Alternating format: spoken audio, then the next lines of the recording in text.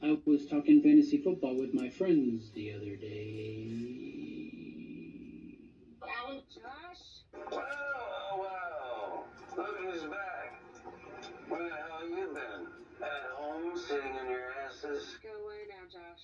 Actually, my name is Alan. The dorky white kid with a Cub Scout bandana on his head. Bravo. Echo. November. Tango. On. Football.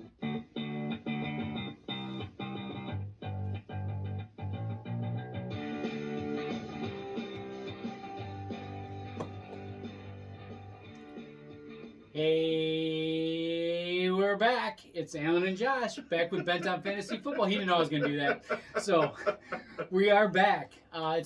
We're on the verge of week number 3 of the NFL, and we still don't know what episode this is, but we don't really care. So 6 or 7, I think. yeah, or 8 or 9 or 10. I don't know. But anyway, it really doesn't matter. As long as you guys are watching, that's all that really matters. And you're liking and subscribing and sharing. Yes. Don't forget those. But anyway, we are, like I said, on the verge of week number 3 of the NFL. And we're so on the verge of it that is tonight. That's tonight. Yes. So by the time you guys are seeing this, you're probably turning off your TV and going, you know what? Those bent predictions were absolutely right again. Or absolutely right. For the first time. Yeah, So. but we're going to correct that. We're going to right that ship, aren't we, Josh? We are, absolutely. All right. At least we think we are. Yeah, that's our goal. Yeah. So, as we always do, we're going to start off our show with our Brujas. All right. And So- you went first last week. I so did, so I'm it's going to your go turn. first this week. So this week, my beer, and you're going to wonder why I have 10, 12, and 0-3 written on my beer. And here's the reason why. Because this is going to be the biggest week of the entire NFL, or of the entire fantasy football season. Yes. For us. For us. For us, because we're playing each other. Yes, we're in the same league on a 12-team league, and Alan is 10th, and I'm 12th after 2 weeks, so we're both 0-2. Right. One of us is going to go 0-3. It's not going to be me. I'll One tell of you us. that right now. One of us is going to be 0-3. One of us is going to be 1-2. Yeah, so this is a big week for both of us. It is. It's going to be a lot of fun because normally Josh and I get together and we watch games together. This week it's a little on the fence. We're not sure exactly how it's going to work out because we're afraid we might kill Because each I other. like to root for his players and he likes to root for mine. We'll see how much furniture is broken this week. How's that? There'll probably be a lot. At least in my house, there will be. There is every week. But on that note, on my other league that I'm on, I am 2-0. So I've got a run going on that one. Okay. Don't look so surprised when I say that. All right. Alan, anyway. I don't care about your other league. Yeah, this is the one that matters, right? Yes, this is the one that Right. matters. So. And anybody that's on my other league and heard that, I was just kidding. The other league really matters more. So what does your beer say, by the way? Oh yeah, we were doing that, weren't we? All right. So my beer is in reference to the Bears game this week. I know I've done my beer on the Bears a lot, but this one's kind of interesting to me because this week it's going to be Lovey Bowl. That's right. The Bears are playing the Houston Texans and head coach Lovey Smith for Houston, and it's going to be. I don't really believe in revenge games, but the way the Hallis family, or the McCaskey family, I should say, handles managers and coaches and owners, or not owners, but players and the whole 9 yards, I think it's going to be kind of a revenge game for Lovey. For bottom feeders, though, it's 2 bottom feeder teams. I think it's more of a prove it. Yeah, and I think the winner of this game might end up not in the bottom third of the league. So, go Bears! I agree with you. Go Bears! Go Bears! Go Bears! Go We're Bears. rooting for them. Yeah, but anyway, I think you have something you wanted to talk about this week. After we crack our beers, I will. Okay. So, just like every other week, we want you to sit back Pop open a cold one. and enjoy the show. Enjoy the show. Oh, that was delicious. Freaking whirly. I know, labels. whirly labels, yeah, they're worthless. We do have some big news on the Robert Sarver front. You've heard us talk about this many, many times. Yeah. But a New York Times actually released an article this week, and Robert Sarver is in the process of selling both the Phoenix Suns and the Phoenix Mercury. Yes. which is great news to us. So, Yeah. And one thing I found comical out of the New York Times article, and Alan and I have been going back and forth on this. We both think it's funny as heck. It's funny as hell. It is funny as hell.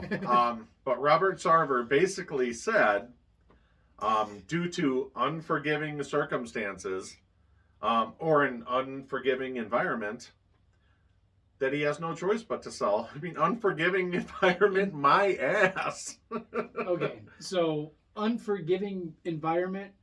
So what you're saying is that the people with morals don't want to forgive you. We get it. We get it. We have morals. We don't want to forgive you. So we get it. Yeah, unforgiving environment. If it happened one time, you said a bad word one time over your 17 years as Suns owner, you know, that's an unforgiving environment. But over a decade of racism, sexism, misogyny, it's not an unforgiving environment. Don't forget outright stupidity, too. Outright stupidity, yes. Yeah. So, you know what? You're selling your teams. You're going to make a lot of money off of them, whatever. I don't really care. As long as you go away, you know, because I know you're out there and you're probably watching. He's not watching. I'm sure you're watching. He's definitely not watching.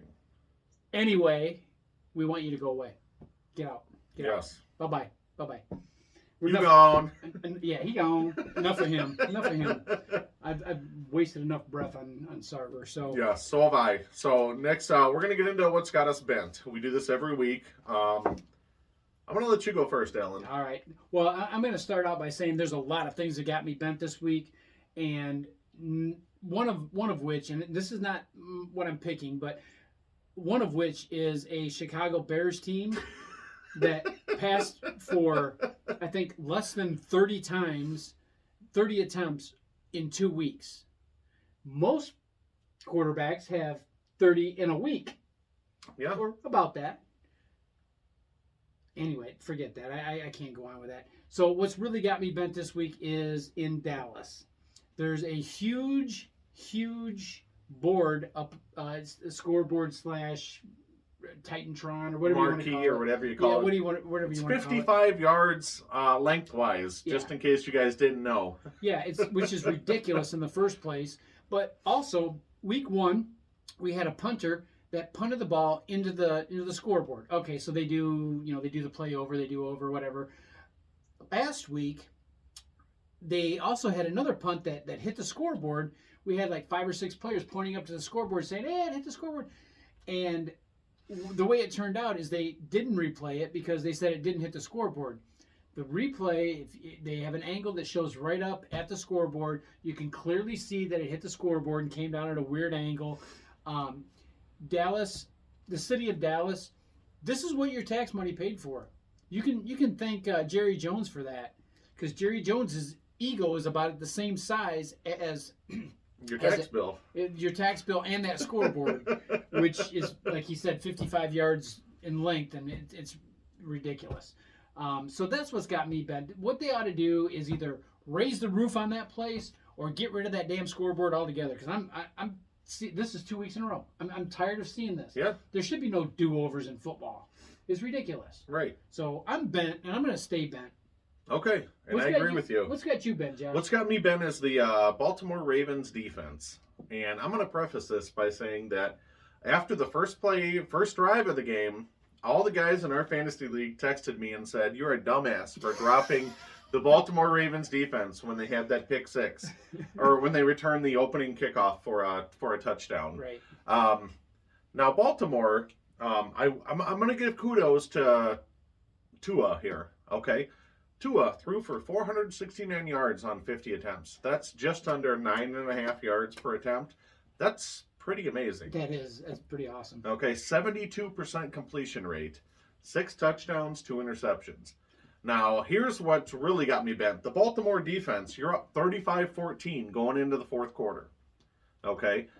We know your run defense isn't the greatest, but when you're up 35-14 going into the fourth quarter, you know that the offense you're playing against has to throw the ball. Yeah. They have no other choice but to throw the ball. Not a secret. I don't care if you're the worst team in the NFL and have the worst secondary in the NFL.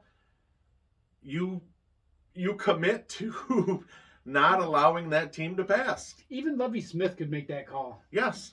And 4 of those touchdowns were in the fourth quarter for Tua. All 4 passing. He threw for almost 300 yards just in the fourth quarter alone. So that's inexcusable, Baltimore defense. Yeah, that's terrible. That's terrible. Think. Get your head game in. Absolutely. Yeah. Let's move on to our Cup Watch. Cup Watch, We yes. have our Cup Watch this week. We have our Cup Watch. Yeah, and Cooper never ceases to amaze. I know. And this is a new thing we started this year because we think he could set historic numbers. After week 1, it was huge. But after week 2, it didn't get any smaller, actually. Yeah, it just kept about the same pace, actually. Yeah, so after 2 weeks, this is what we're looking at. 29 targets, 24 receptions. That reception rate It's ridiculous. it's over 80%, which is... Now, granted, it's 2 games. It's 2 games, and 2 games don't mean squat, but I don't see this changing. I think that Cup is going to be the major part of their offense once again. Because they don't have a stud running back, apparently. Cam Akers disappeared. Darrell Henderson puts up mediocre numbers. Allen Robinson really hasn't shown much. So 29 targets, 24 receptions, 236 yards, and three touchdowns through 2 games. They're going to end up quadruple covering him or something. Yeah, we talked about this last week. It's crazy. 20 touchdowns could be damn near impossible. And Alan said I said it won't happen. Alan said it probably won't happen. But now we're thinking it's going to happen. It very well could. So we extrapolated this over the season for 17 games. 246 and a half targets. So we'll round up to 247. 204 catches. 2,006 yards. It went up 10 from last week's estimates. 25 and a half touchdowns, so we'll round up 26. Yeah. Isn't that just nuts? That is insane. How can an offense, and this boggles my mind, how can an offense depend on one player so much and be successful doing it every single week? It's crazy. It's kind of like with Carolina and Christian McCaffrey. Yeah. They leaned on him until he got hurt, obviously, and then he got hurt again the next season, and he'll probably get hurt again this season. I think he did get hurt, didn't he? Probably. I think he did get hurt. He may not be playing this week. We need one of those outlines of a player and show all the injuries, because you're gonna have like tons of lines going. We'll get like an anatomy chart up here. Yeah. We should do that. That may happen. If we can verify that McCaffrey is injured, we're gonna do that. We'll have a McCaffrey watch. Yes, we'll have McCaffrey watch as well. But going back, so how can a team rely on one player that much and still be successful? It's got to be the receiver. It's got to be the fact that he's open. Yeah. I mean, he's obviously their first look in pass plays. If he's open, he's going to get the ball. If he's got a little bit of a gap, he's going to get the ball. I mean, in the NFL, this distance is wide open, and that's all he needs. I mean, he really just needs a little bit of separation. And I agree. Stafford will put the ball in there. Yeah, so there's our Cup Watch. We'll continue to follow it, but man, this could set a historic numbers. Yeah, we're expecting it to be really big this year. And I like Josh was saying, I believe that he's going to have some huge numbers this year. Which, again, baffles me. But anyway, moving on. There's a lot of things that baffle me. How to tie a shoe, all that kind of stuff. Oh, absolutely. Anyway, let's talk about something a little bit more interesting than me tying my shoe. Start and sit. Start and sit. Okay, do you want me to go over last week's numbers? Yeah, and I'm going to, there's some place I can hide. Yeah, they weren't the greatest for Allen. So last week, Allen did start. I'm going to do start this week. So we're going to go through last week's numbers. Allen had Russell Wilson starting, and I really liked that pick. Now, in a half-point PPR, it doesn't matter for quarterbacks, but with yardage bonuses, it does. Yes. Russell only put up 11.06 points. Yikes. Now, I thought he was going to be a huge play in that game, and he wasn't. And, I'm expecting him to be, season long, I expect him to be good. I expect him to have a solid season like he does every single season. There's apparently something going on there that we don't know about, whether it's an adjustment period, learning the playbook. I don't know what it is, but there's something going on there that's holding him back. that was just Well, for horrible. 264 million, he better figure it out. He so. better. Yeah, absolutely. So what did you have for a sit at I quarterback? had a sit for Mac Jones. Mac Jones. And Mac Jones against that Pittsburgh defense, he put up a little more than Russell. 12.68 points for a quarterback is still, it's not good. Pretty shabby. Okay. Yeah. So that's a good sit. So I feel good about that. And we'll talk about Mac Jones in a little bit here. Mm-hmm. So What about your start for running back? this one hurt. This one hurt right to the core on this one. So it was Najee Harris. Najee ended up putting up 11.4 points. Yeah. As a running back, not horrible, but definitely not a number one pick or a top running back pick numbers. It's not good for an RB1. It's not. Not even it's close. Not good at all. And my sit, I'm going to pat myself on the back here because Alan hated me for this because he had this guy starting, Josh Jacobs. Yeah. And I said that Arizona defensive line was going to shut him down, and they did for the most part. 8.6 points, including receptions in a half-point PPR. I mean, that's amazing. I expect him to get that much in reception yards, catches and reception yards, but yeah, apparently. Yeah, 8.6 points, not good. So. Yeah. And then Allen started for receiver. I can't read upside down, so can you tell me who it was? Was it? It was Tyler Boyd. Tyler Boyd. Okay. Yes. Tyler Boyd. Again, big fail. The reason I picked Tyler Boyd last week is because T. Higgins was out, or assumed to be out. He was questionable. He had to go through the concussion Turns protocol. out he played, which screwed you. Yeah, it did. It totally did. I will say this: on the receptions that he had, he looked pretty good. They were just very limited. So I'm not Tyler Boyd. Okay. I had Michael Pittman. Now I'm not gonna. That's an awesome one. I'm not gonna take credit for this because he was questionable at the time we did the show. He didn't play, so of course he scored 0. So sitting him was a good idea. Sitting him was a good idea. It's not neither a win or a loss for me. I'm giving you credit on that. I'll make that a win here. I'm gonna write a W upside down. Close enough. Anyway, that looks more like a WL, but okay, whatever. Yeah. Win, lose, whatever. This is your bright spot here, was Gerald Everett. Yeah. So as tight ends go, we don't expect a lot of production out of tight ends unless their name is Kelsey or something of the like. Mark Andrews, Yeah, something Kyle like Pitts. That. Yeah. Even not even Kyle Pitts actually, but anyway. Yeah. So I had Everett. I had Gerald Everett. 10.1 points. Not bad for a tight end. Not elite tight end status, but not bad. So I'm going to give myself a win on that one. So that makes me 3-1. I would or 1-3. Or yeah, I'm sorry, 1-3. I would definitely say that's a win, considering that Everett was not drafted in about 80% of Yahoo leagues, which our league is. In fact, he was a number one, or one of the top 2 waiver wire pickups after week 1. Mm-hmm. So not even being drafted, 10.1 points. Now I love it. I'm reading it upside down, so wouldn't that be 3.1 or 3-1 if I was reading it upside down? No. Stop it. Okay, all right, I'm done. I got to put up with this multiple times per week, guys. And mine was Alberto from Denver. Now, week 1, we saw that he was actually being targeted, and Russell liked him. Now, in week 2, he scored 0 points. He had 2 targets, 0 catches. So, I mean, that's a win, but it's a win, but it sucks for him. It sucks for him. So anyway, high five on your picks. Roll 5 on mine. All right, so I went 4-0 basically. You went 4-0. I went 3-0 with the Pittman, but I'll take the win because So I went 4-0, and you went 1-3. Because what if I'd have started him? I mean, I don't have him, but what if I'd have started him? I would have started him if I had him based on our time of our show. I would have benched him by the time game time came around. But so I'm going to do starts this week. And the one guy that I had as a sit for quarterback, Mac Jones, last week against the Pittsburgh D, is Mac Jones. The only reason I have him this week is because he's playing Baltimore. Pretty sure every week as it was start or sit is going to be Mac Jones. No, until whoever plays Baltimore. Yeah, until Baltimore can get that defense together, what else am I going to do? So I like Mac Jones this week.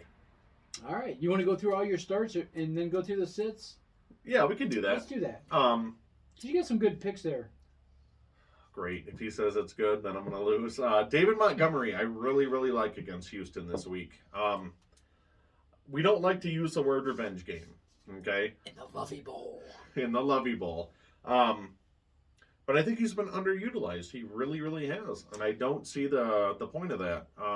He's clearly the number one running back. Khalil Herbert is a little small to be a RB1. Yep. Dave Montgomery, he has the pass catching ability. I think he could have a huge week against Houston, whose defense has some real issues. They do. Now, I know the Bears are starting to sour on Montgomery a little bit, but I'll say this. In between the 20s, Montgomery's going to be the man carrying the ball. When we get in the red zone, look for Herbert to start stealing some of those touchdowns. Your pick is good. I like it, mainly because of the defense. I think the Bears are going to start working Montgomery out of the playbook a little bit and start kind of giving the ball to other people. I hope it's not this week because I want this start to be a successful one. Obviously, I'm a Bears fan, but obviously we want all of these to be big wins. We right? do, absolutely. Except for that last one. But anyway, we'll get into that in a minute. And then Garrett Wilson, I really like against Cincinnati. Rookie wide receiver. He was second receiver taken, I believe, behind Drake London. Joe Flacco has been thrown to him, and he feels comfortable with him. Now, we don't know who's going to start this week, whether it be Zach Wilson or whether it be Joe Flacco. But Zach Wilson has shown that he loves him in practice. He loves him in the preseason. So I think based on where he was drafted, or he wasn't in many, many leagues, he could be a big upside. You could get 15, 20 points out of Garrett Wilson. Yeah, I think in ESPN, I believe it was, that he was like in the 50 to 60% range on rostered. After this week, he was. Right. Yeah. So I don't, even after draft, I don't think he was that high. He might have been in the 60, 70% range, somewhere in there, but it wasn't that high. And it did drop after this last week. Yeah, and the fourth guy, David Njoku.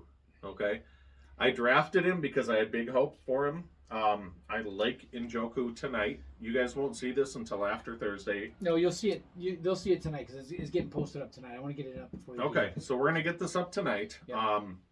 I like David Njoku against Pittsburgh. The reason why is Pittsburgh is giving up 275 yards per game passing, third most in the NFL, by the way.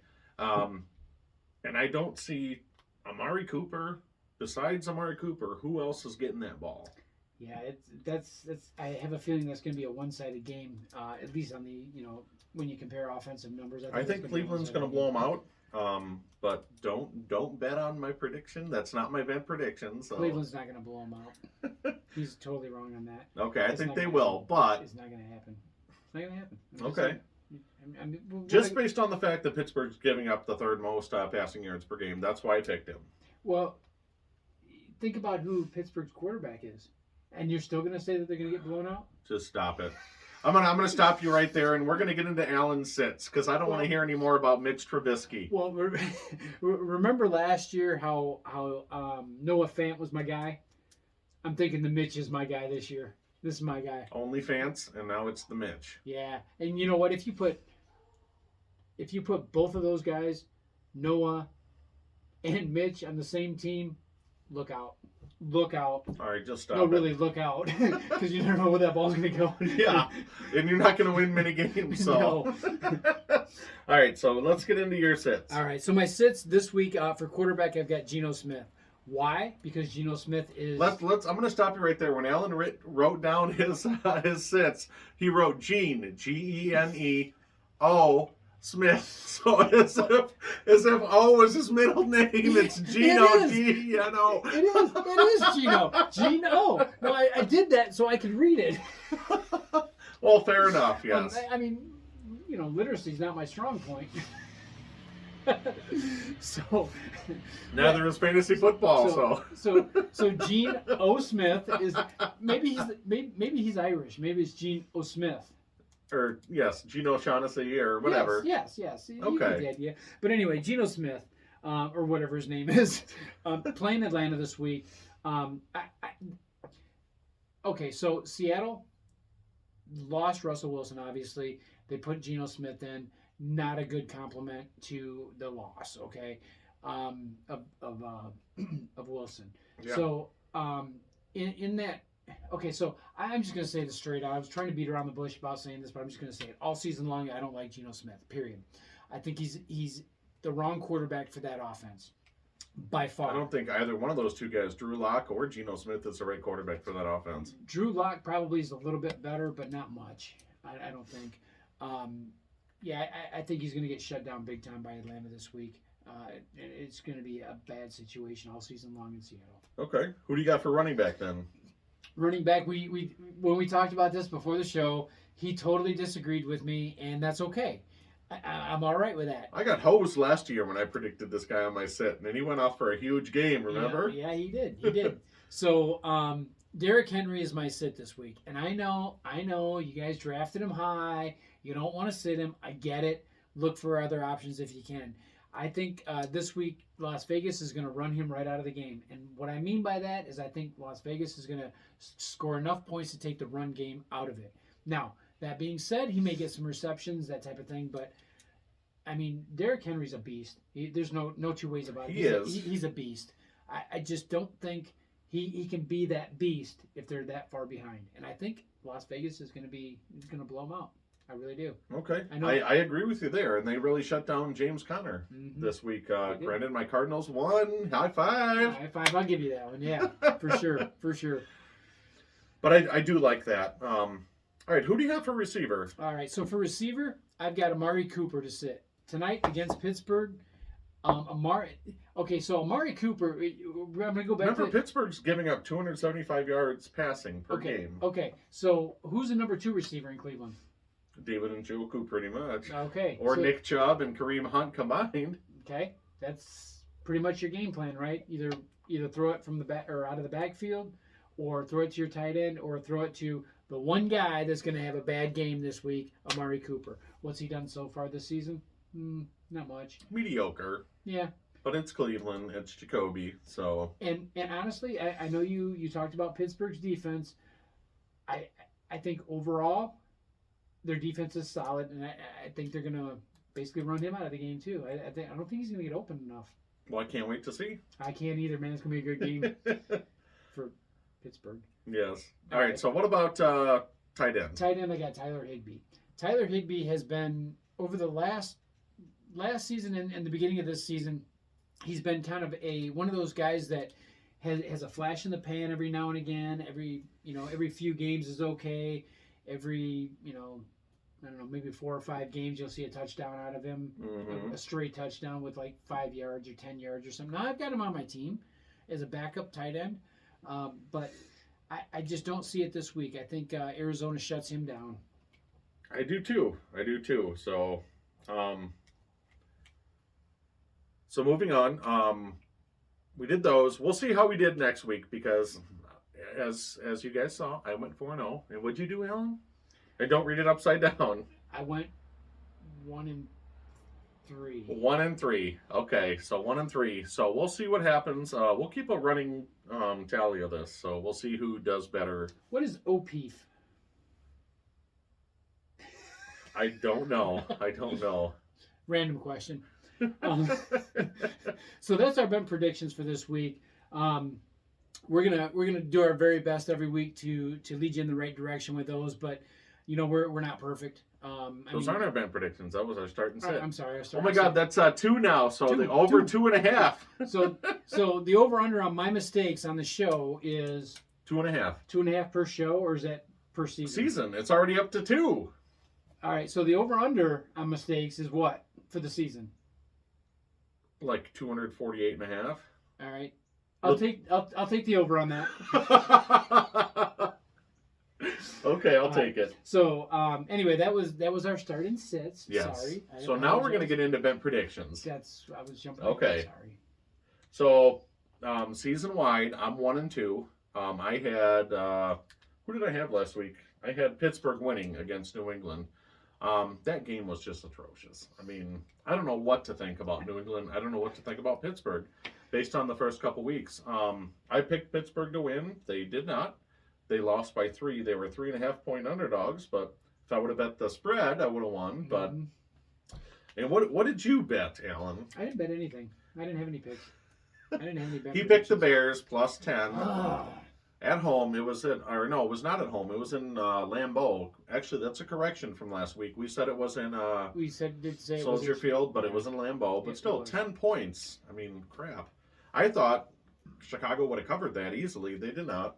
No. And we were rooting for them, and they look like crap. So And if I hear Aaron Rodgers owns the Bears one more time, I swear to God, I'm going to just drink this beer. yes. So I'm 1-2 for the season. Alan's 0-2. So this week, you want me to go first? Yes, please. Okay. I like Arizona at home against the LA Rams. Now, Arizona had to come back big at Las Vegas. Mm-hmm. And LA Rams looked like crap in the late third quarter, fourth quarter on. They were up, what was it, 31-7 or something like that? Yeah, I think 31-9? Who So, knows? yeah, I was right in there. They almost allowed Atlanta to come back. Yeah. I like Arizona at home. They're 3.5-point underdogs. I can't figure out why. I like them to beat the Rams. I don't think the Rams are going to get that running game going, and I think they'll find an answer for Kupp. At least I hope so. At least you can't really stop Kupp. You can only hope to contain him, and Yes. and they may do that. At least to down to a normal receiver's production. Yeah.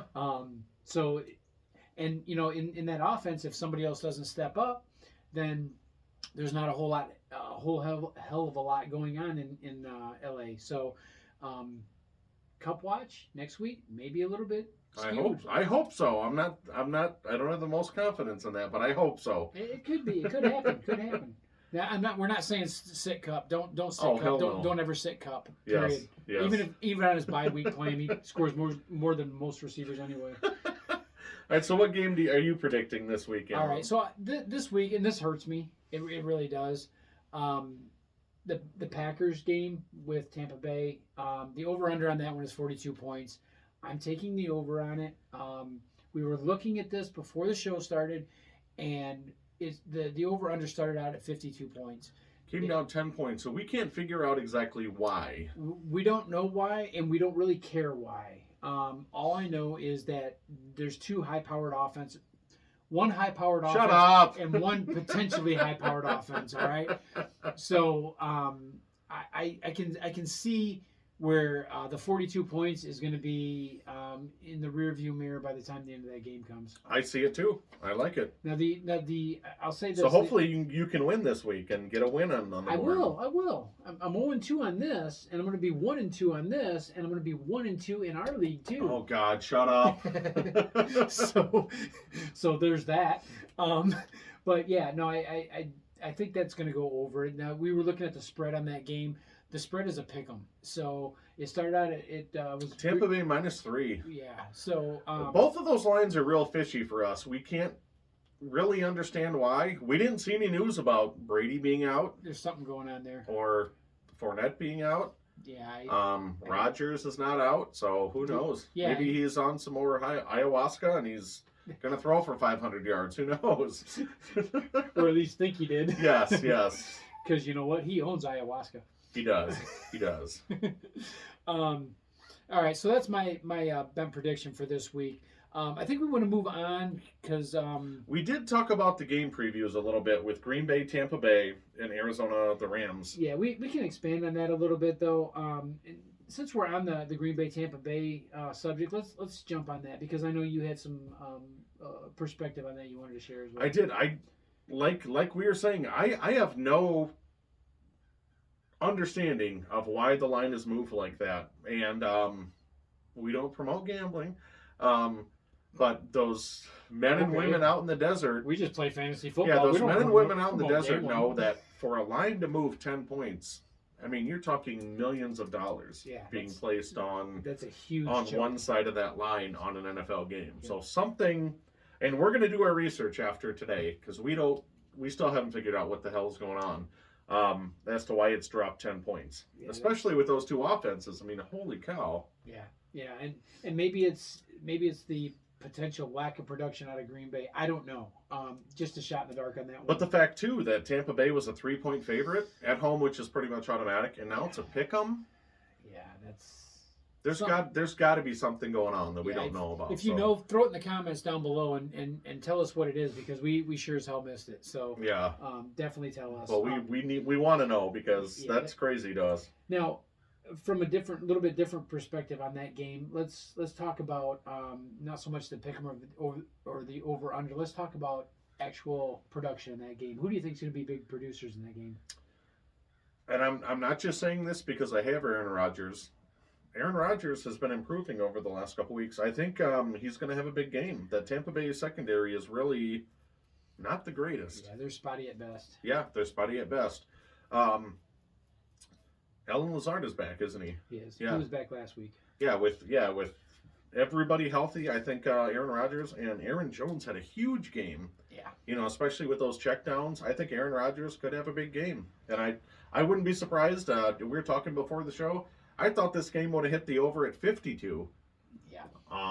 The fact that it's 42, I love it even more. So yeah, absolutely. Well, and I guess my thought on it is, talking about Green Bay, if we break that down a little bit, Aaron Jones is going to be the bright spot there. Alan Lazard's got a really cool first name, but even with that being said, I don't have a lot of faith in Alan Lazard. I think he's an average receiver. Aaron Rodgers is going to make him above average receiver. He's not going to make him a great receiver, I don't believe. So Aaron Jones, good fantasy pick for this week, I think. He'll have solid numbers. Alan Lazard, I'm not seeing it. I don't see. It's hard for me to picture the production coming out of that Green Bay defense, because they don't have a lot. Or I'm sorry, the offense. Well, the defense really doesn't have a lot either. Yeah, so that's probably why I said that. 3. So I don't see. I see Tampa Bay it being a little bit more of a Tampa Bay game than a Green Bay game, but that over under, man, it's just so juicy. Unless you know something that we don't, put some money on that. Absolutely. I mean that's just a kind of a no brainer in my book anyway. Yeah. Let's talk about LA and Arizona, because you're an Arizona fan. Yes, I'm an Arizona fan. So, yeah. I haven't. I'm not the most confident about them this year, because their defense secondary has more to be desired. How's that? Okay. Fair enough. That defensive line, though, like I said last week, that's why I sat Josh Jacobs. They're better than they showed in week 1. And I think they could really, really shut down that run game. Now, if you can control Kupp, you can control Allen Robinson. I think Arizona could win that game. Now, yeah, I gotta agree with you. That's what's the spread on that one? It's 3.5. Arizona's getting 3.5 at home, which I just don't understand. I'm calling that a pick'em. In my book, that's a pick'em, because it is to me too. I just don't see. They're two very evenly matched teams, in my opinion. And I don't think the Rams are as good as they were last year. No, I don't think either team, as much as it pains me to say about the Cardinals, these aren't two of the best teams in the NFL. Okay. I'm gonna say Arizona. I'm gonna kind of give you an exception to that, because LA, I will say, is not the same team. Let me back up. I'll say they're the same team, but everybody's figured them out. Yes. Okay. Forget Cooper Kupp in that instance, but everybody else, I think they figured out. Arizona, I think, is going to be a solid team. I think it's going to take some time, though, before you actually start seeing that. I think you'll see more. Damn it. Sorry, buddy. Just get a catheter. So in conclusion, that 3.5 point spread is kind of weird to both of us, especially at home. Yeah. We like Arizona to cover that, not only to cover that, but to win that game. Neither team has really proven to us that they're elite like they were last year or the last couple years. So we'll see what happens. And I know Alan is rooting for my team like I root for his team every week. So. Yeah, I'm rooting for your team with one finger. Guess which one? The thumb. Thumbs up. Yeah, that's not it. Good guess, though. You were close. This little piggy went... See, that would be one thumb and 4 losses. You know what? you're not going to get the one thumb. Not this week. You're going to get the loss this week. I tuned you out a minute ago, so I'm just talking randomly. I don't even know what we're talking about. So anyway, I guess, the only thing that we really have left this week is just get bent. on fantasy football. No. You get bent, Josh. You're losing this week. You get bent. You are ridiculous. I hate this. So you guys have to watch this show for 40 minutes to an hour every week, assuming you're watching the whole thing. I have to put up with this multiple times every week. You said I have to put up with this. I didn't know if it was coming moron or what was coming up. But Moronic multiple times each week. How's that? I can live with that. But as for you guys, we really want you guys to get bent. On fantasy football. You gonna say anything else, or No, that's it. That's all I got. good? Yeah.